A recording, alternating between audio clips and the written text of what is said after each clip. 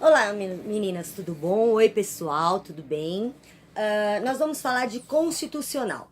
Constitucional, nós vamos estudar a Constituição Brasileira, a Carta Magna, a Lei Maior, tá? Para podermos estudar essa lei maior, nós vamos primeiro conhecer o que é o Estado, né? Para a gente poder falar sobre as leis de um Estado, o que é um Estado, certo? Para isso, vamos conhecer as formas de Estado que existem no mundo. A primeira delas é o Estado unitário. O unitário ele tem uma soberania única. O poder é centralizado em um único foco. Quando que isso acontece? Quando a gente tem nações, países muito pequenos, como é o caso da França, da Inglaterra, de Portugal, né, de boa parte dos países europeus, que eles não têm território suficiente para delegar poder. O poder é único. Um único poder já resolve todo o problema daquele território, certo? Nós temos o unitário puro. O que é o unitário puro? É um único poder e acabou, ninguém mais tem poder dentro daquele estado e está centralizado, é só ele.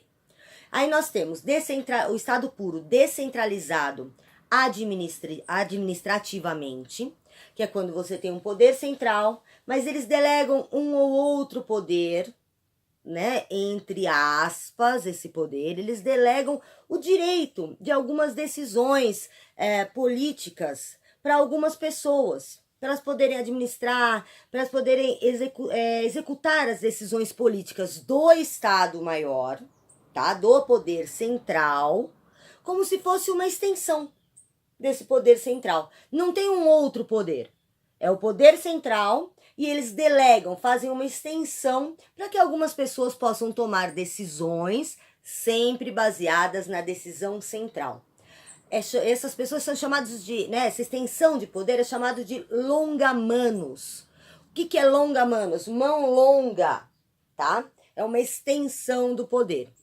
E também temos os estados unitários com descentralização administrativa e política, que é o mais comum na Europa, tá? Que é quando você tem o poder central, é o poder maior, é o único poder real, a única soberania que existe, tá? Mas uma ou outra pessoa tem o direito de tomar uma certa autonomia, vou chamar assim, para fazer valer as leis do governo central, tá? As leis do governo central.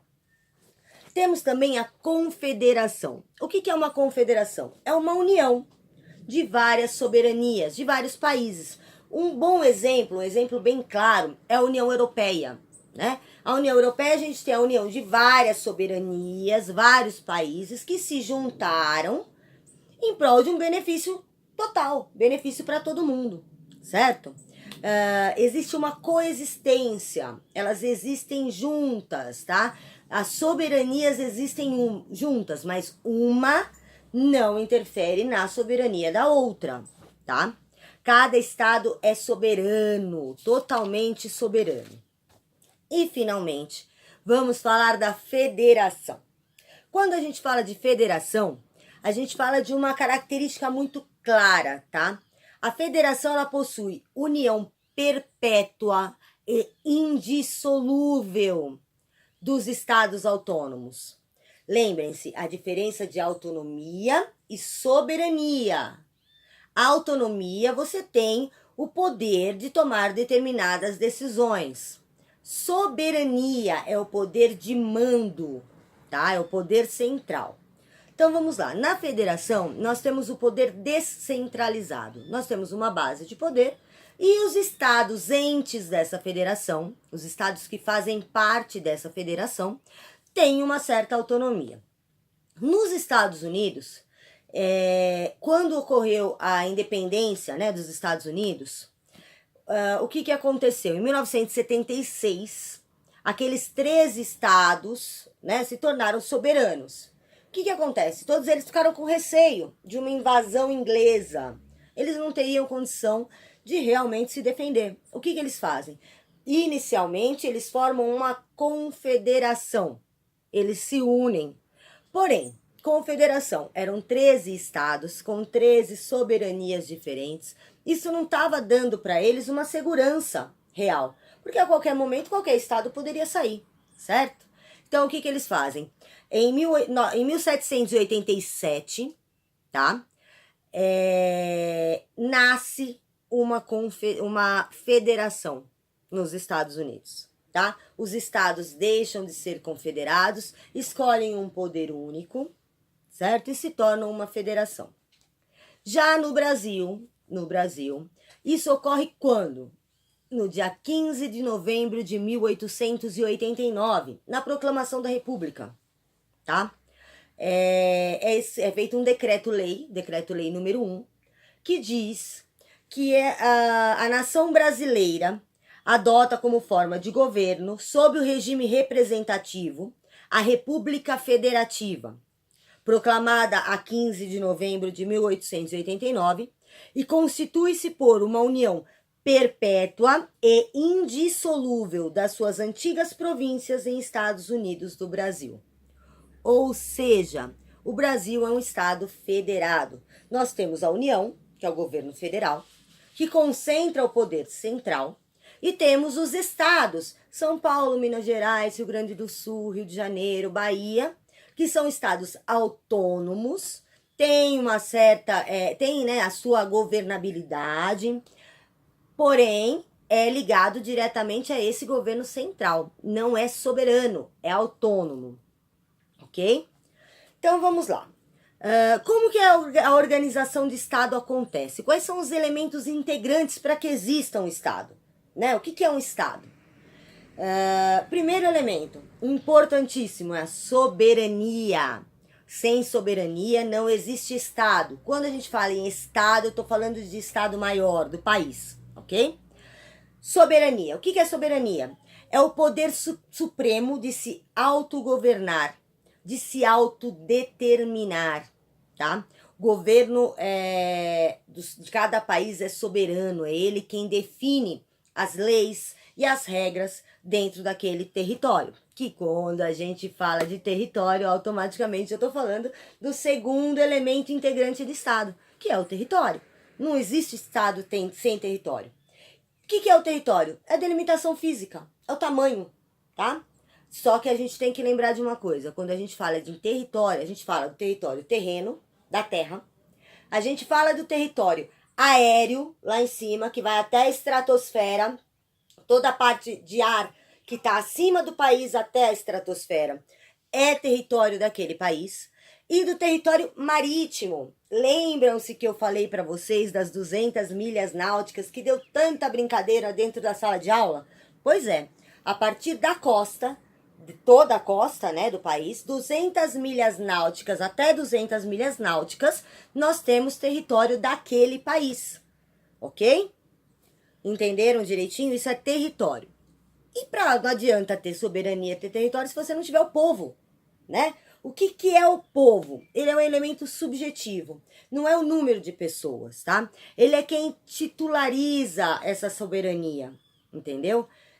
Sabe aquela história de que o poder é feito pelo povo, para o povo? Então, o povo não é diferente de população. População é o número de pessoas, certo? Por exemplo, a gente tem em São Paulo uma quantidade X de pessoas, certo? Esse número de pessoas é a população paulistana. Mas nem todo mundo, nós temos migrantes, nós temos pessoas de outros países, de outras cidadanias que estão aqui, que não compõem o povo brasileiro, a não ser que estejam vivendo no Brasil. E aí é uma história lá para frente para o direito internacional, ok? E então temos também a finalidade social. O que é a finalidade social? Qual é a finalidade social desse Estado, tá? É a supremacia da vontade popular, ou seja, é a vontade do povo que tem que ser obedecida. Outra coisa, o coletivo tem que estar acima do individual, ou seja, o interesse de todos está acima do interesse de uma única pessoa, ok?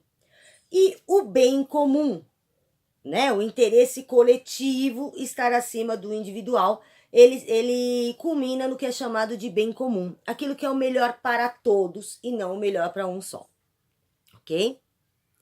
Tá dando para entender? Qualquer dúvida, anota direitinho, manda para mim que eu faço uma resposta para vocês, tá bom? Vamos lá. Agora vamos falar de sistema de governo.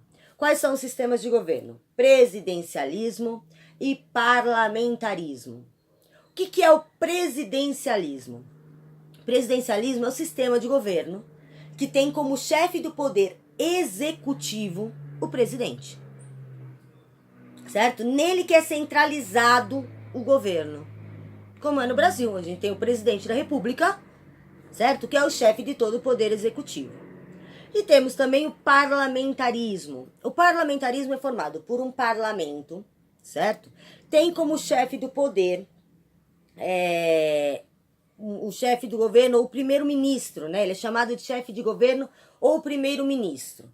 Esse primeiro-ministro, em alguns países, ele é o parlamentar mais votado do partido maior, certo? Em outros, ele é escolhido pelo chefe de Estado, ok? Que pode ser o rei ou a rainha, no caso do parlamentarismo monarquista, tá? Ou um presidente, no caso do parlamentarismo presidencialista, ok?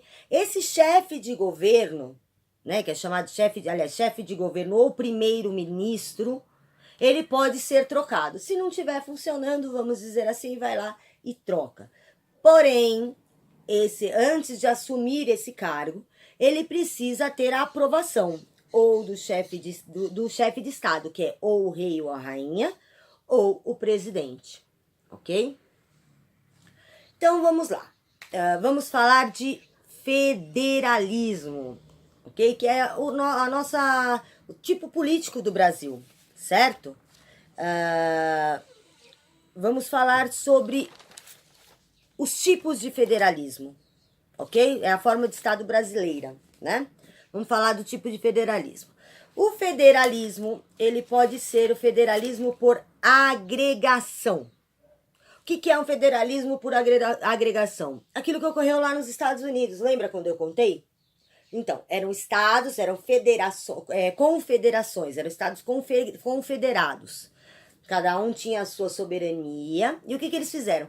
Se agregaram, se uniram em prol de um poder soberano central, certo? Para que os outros estados tivessem, para que o resto tivesse sua autonomia. O que eles fizeram? Eles se agregaram, eles se juntaram. Isso é federalismo por agregação. Temos também por desagregação. O que é federalismo por desagregação? O que aconteceu no Brasil, certo? O Brasil lá no Império era um estado único, né? Era um estado único, pertencente a Portugal. Aí o Brasil conseguiu sua independência de Portugal e formou estados, ele se desagregou, certo? Você tinha um poder central único, agora você tem um poder central único que se desagregou em estados. Era uma coisa só e abriu, certo? Então isso é por desagregação, tá bom? Vamos lá, agora quanto à concentração do poder no federalismo. Nós temos o poder centrífugo e centrípeto. Vamos lembrar da máquina de lavar, né? Quando a gente coloca lá a roupinha para centrifugar, o que acontece? Ele roda muito rápido, a água é jogada para fora pela força centrífuga, certo? E aquilo que mantém a gente, quando a gente está dirigindo um carro, vai fazer uma curva, o que mantém a gente dentro da curva, para que a gente não vá parar lá do outro lado, lá fora, é a força centrípeta. Isso vale a mesma coisa para o federalismo, tá? No Brasil, nós temos um federalismo centrífugo, ou seja, é um poder central aqui, que se abriu, né? A gente tinha um poder único português, agora nós temos o poder brasileiro que se abriu para os estados que ganharam autonomia, cada um deles. Então, era um poder central que abriu, centrífugo. Nos Estados Unidos foi ao contrário, eram vários poderes abertos que juntaram, então é centrípeto, ou seja, o poder se fecha, ok? Continuando, temos também o federalismo dual, ou rígido. O que é o federalismo rígido? É aquele que não tem cooperação entre os entes. O que é meu, o que é seu e acabou, certo? Por exemplo, se fosse aqui no Brasil, Brasília receberia os seus impostos e não iria colaborar com a Bahia, não iria colaborar com São Paulo, que não colaboraria com o Rio, cada um no seu quadrado, ok? Isso aconteceu lá nos Estados Unidos, nos primeiros anos de federação, mas não continuou, porque não dá para viver sozinho, não dá para se virar sozinho, sendo uma federação, né? Isso tende a evoluir e evolui para o federalismo corporativo. O que é o federalismo corporativo? É onde cada ente da federação coopera com os demais, que é o exemplo do Brasil, né? O que aconteceu agora em Brumadinho. Aconteceu lá a tragédia de Brumadinho, o que acontece? Os outros estados da federação vão mandar bombeiro, vão mandar suprimento, vão tentar mandar alguma coisa para aquele estado para poder ajudar. Então é cooperado, um estado coopera com o outro, ok? Agora vem aquele caso que deu o que falar na sala de aula, que é o caso do federalismo simétrico. É chamado de federalismo simétrico aquele que tem simetria, tem igualdade de língua, de costumes. No Brasil a gente tem costumes muito diferentes, mas mesmo assim nós somos considerados federalismo simétrico. Tem muita discussão sobre isso, tá?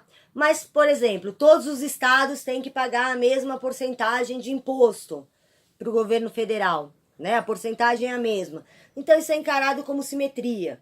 Supostamente no Brasil todos falamos a língua portuguesa, então somos simétricos, tá? E temos a assimetria, ou o federalismo assimétrico, que é heterogêneo, tem uma diferença de cultura, de língua, de costumes, como acontece na Suíça, como acontece no Canadá. O Canadá fala inglês e fala francês. Se você for para Ottawa, você vai falar inglês. Se você for para Montreal, você vai falar francês. Depende de onde você está no país, você tem uma linguagem diferente, você tem uma cultura diferente, ok? Vamos continuar. Vamos continuar classificando o federalismo e vamos falar do federalismo orgânico. O que é o federalismo orgânico? Ele é como um corpo humano, um organismo, tá? Busca manter o todo em detrimento da parte. Ou seja, todo o país é beneficiado, não apenas uma parte dele. Entende? Porque, veja bem, nós temos São Paulo, nós vivemos no estado de São Paulo, na cidade de São Paulo, certo? Nós temos uma riqueza muito grande. Essa riqueza é distribuída por todo o Brasil, não só pra gente. Então é assim, a importância é que o organismo inteiro, o país inteiro funcione, certo? É preservar o todo acima do único, certo? Tá dando para entender, gente? Então vamos lá. Vamos falar de federalismo de integração. Quando ele nasce, né? O federalismo quando nasce numa nação, geralmente ele é assim. O que é isso? É o poder central mais forte, preponderante, assim, o poder central tá lá. No ápice é o poder central e acabou. Você dá uma certa autonomia para os entes, mas é muito pouca, tá? Acontece geralmente no federalismo uma evolução. Ele sai do federalismo de integração, vai para o federalismo dual, e do federalismo dual passa para o federalismo de cooperação, que é essa base de governo, né? Onde você tem sim um poder central, mas você tem estados autônomos e você tem uma colaboração entre um estado e outro membro de um mesmo estado, de uma mesma nação, ok? Temos aí o federalismo de equilíbrio. O que significa isso? Significa que todos os entes da nação devem manter a harmonia, reforçando as instituições, tá? É aquela coisa linda que fala na Constituição Federal, de que somos todos irmãozinhos, que é tudo lindo, maravilhoso, todos de mão dada. Pois é isso, gente.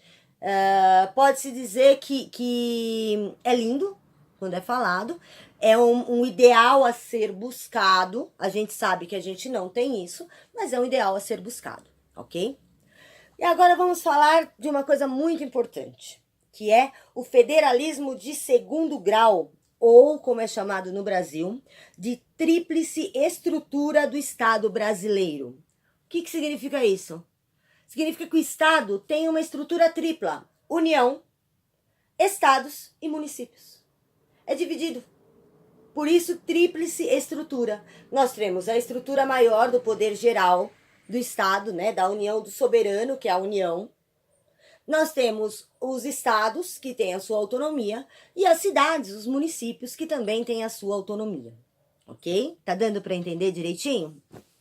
Tá? É só isso, é só uma explicação. É a nomenclatura para a gente entender que nós temos União, Estado e município. Quando é, né, o federalismo de segundo grau, é somente a União e os estados, porque são lugares menores do que, por exemplo, o Brasil, que é enorme, certo? Bom, vamos falar sobre as características do federalismo. Quais são, o que tem que ter para ser federalismo? Primeira coisa, importantíssima, descentralização política. A política tem que ser descentralizada. Não pode ser um poder só, senão é Estado puro. Estado único, né? Senão é Estado único, ok? Descentralizado. Você tem o governo federal, que tem as suas atribuições, você tem o governo estadual e você tem o governo municipal. Ou seja, o poder, a política é descentralizada, ok?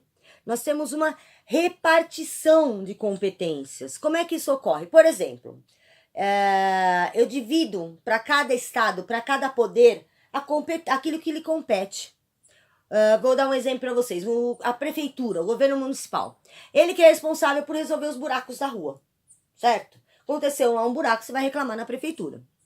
Já o governo dos estados, né, o governo estadual, ele é responsável pelas estradas que ligam as cidades dentro do mesmo estado.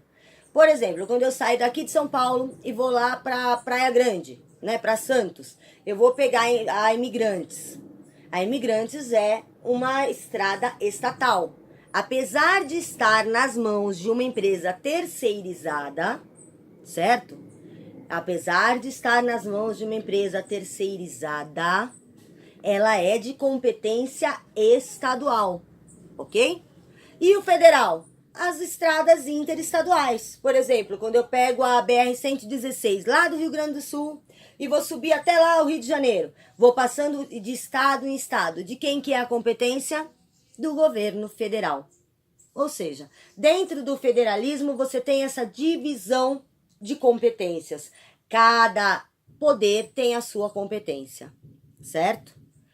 Continuando, para que exista o federalismo, é preciso existir uma Constituição rígida. Por quê? Para manter a estabilidade e a garantia da distribuição dessas competências. Se você não tem uma Constituição rígida, se você não tem uma Constituição com cláusulas pétreas, perde-se a segurança jurídica. Você não tem, a lei vai ficar mudando, a gente perde a segurança jurídica. Então não dá para fazer um federalismo sem segurança jurídica, ok? Vamos pegar aqui no artigo 34 da Constituição Federal, que fala sobre a inexistência do direito de secessão. O que é o direito de secessão? É o direito de se separar. No artigo 34 da Constituição Federal fala o seguinte: a União não intervirá nos estados nem no Distrito Federal, exceto para manter a integridade nacional, ou seja, não permitir que cada estado resolva fazer, né, sair dessa federação. Né? Então não tem em São Paulo, por exemplo, não tem o direito de olhar e falar, não, eu ganho muito dinheiro, eu sou um estado riquíssimo, por que que eu vou ter que ficar enchendo a barriga do barrigudinho lá do Nordeste? Não quero, não. Então eu quero me separar. Ridículo isso, né, gente? Mas tá tudo certo. Eu quero me separar. Não, não pode, São Paulo. Não adianta querer se separar. Os loirinhos do Rio Grande do Sul, as loirinhas do Rio Grande do Sul, somos uma federação. Não tem essa. Quer se separar por meio de guerra, por meio de revolução? Não existe isso de, vou me separar, eu não quero mais. Não funciona assim. Lembrando que a federação é formada por uma união perpétua, ou seja, eterna. Perpétua e indissolúvel. Não se dissolve. É estado da federação, não tem jeito, não pode querer sair. Ok? Vamos falar também agora sobre a soberania do Estado, ok? Tá aqui no artigo 1º da Constituição Federal. A República Federativa do Brasil, formada pela união indissolúvel dos estados e municípios e o Distrito Federal, constitui-se em Estado democrático de direito e tem como fundamentos, inciso 1, a soberania. O Estado é soberano. Não adianta querer vir o Trump, querer vir o Maduro, querer vir botar pitaco aqui. O Brasil é soberano, ou deveria ser, tá? Ou deveria ser. Não quer dizer que o chefe de governo, o presidente, não possa ver uma coisinha ali, pegar uma coisinha de lá, mas o Estado é soberano. A decisão do Estado brasileiro é soberana. E nenhum outro Estado do mundo pode interferir. Certo? Segunda coisa, vamos falar sobre, que são características do federalismo. O federalismo garante que não haverá intervenção do governo poder central nos estados autônomos, exceto para manter a integridade nacional, como eu falei, para não permitir que um estado queira sair da federação, para repelir invasão estrangeira ou de uma unidade de federação em outra. Ou seja, São Paulo não pode se rebelar contra Minas, né? A política do café com leite. Não adianta falar que gosta de café puro e nem de tomar só leitinho de manhã. Minas continua e São Paulo continua como ente da Federação Brasileira, ok? Para pôr em termo o grave comprometimento da ordem pública. O que aconteceu lá no Ceará? Lembra que estava aquela confusão dos presídios? O que vai? O governo federal vai lá e vai intervir para manter a ordem pública. Ok? O que mais nós temos? Temos a auto-organização dos Estados-membros, que está lá no artigo 25. O que significa? Que cada Estado-membro tem a sua própria Constituição estadual. O governo federal dá o direito que cada estado tenha a sua própria Constituição e siga a sua própria lei. Está aqui no artigo 25 da Constituição Federal. Os estados organizam-se e regem-se pelas constituições e leis que adotarem, observados os princípios desta Constituição. Lembrando, gente, Carta Magna, tá nela, a base está nela. Não adianta o Estado de São Paulo querer criar uma Constituição que vá contra a Constituição Federal. Não pode, ok? Vamos continuar aqui.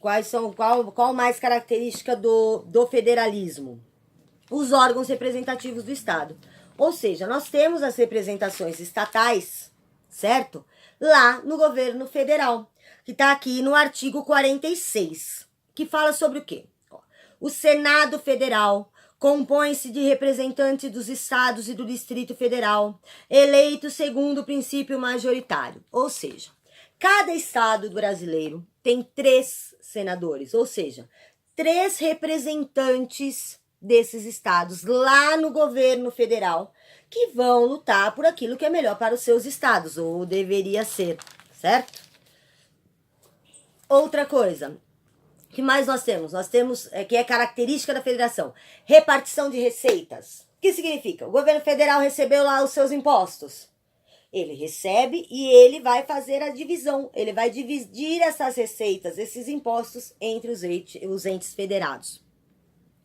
E aqui no Brasil nós temos o nosso famoso guardião da Constituição Federal, que é ninguém mais, ninguém menos do que o Supremo Tribunal Federal.